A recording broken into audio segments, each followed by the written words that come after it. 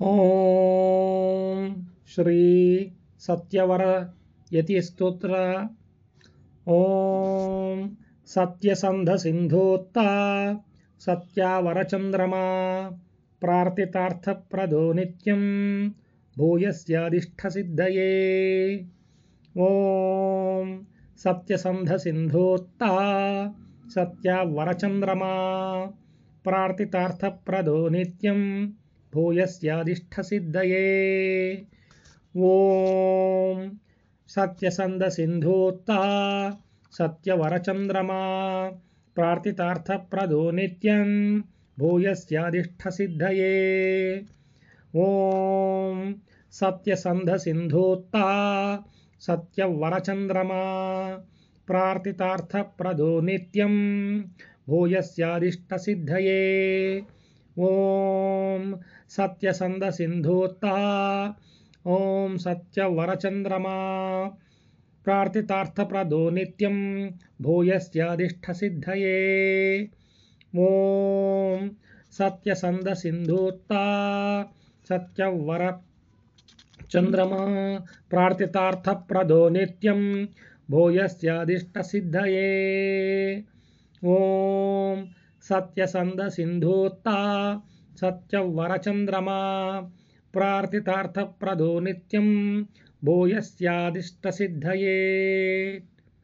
ಈ ಶ್ಲೋಕವನ್ನು ಯಾರು ನಿಷ್ಠೆ ಮತ್ತು ಭಕ್ತಿಯಿಂದ ಪಠಿಸುತ್ತಾರೋ ಅವರ ಇಷ್ಟಾರ್ಥಗಳೆಲ್ಲವೂ ಸತ್ಯವರ ಕೃಪೆಯ ಯತಿಗಳ ಕೃಪೆಯಿಂದ ಸಿದ್ಧಿಸುವುದು. ಸತ್ಯವರ ಯತಿ ಗುರುಗಳು ಟಿಪ್ಪು ಸುಲ್ತಾನ್ ಕಾಲದಲ್ಲಿ 1714ರಲ್ಲಿ ಜನಿಸಿ 1796ರವರೆಗೆ ಅವರು ಮಾಧ್ವ ಉತ್ತರಾದಿ ಮಠದ ಕುಲಯತಿಗಳಾಗಿ ನಮ್ಮನ್ನು ಉದ್ಧಾರ ಮಾಡಿದರು. ಸಾಕ್ಷಾತ್ ರಾಮನ ಭಕ್ತ ಭರತನ ಅಂಶವೇ ಆಗಿರತಕ್ಕಂತಹ ಸತ್ಯವರ ತೀರ್ಥರು ಆವಾಗ ನಡೆಯತಕ್ಕಂಥ ಸಾಕಷ್ಟು ಒಂದು ಕುಲಭೇದಗಳ ಹೊಡೆದಾಟ ಇರಬಹುದು, ಬ್ರಿಟಿಷರ ಒಂದು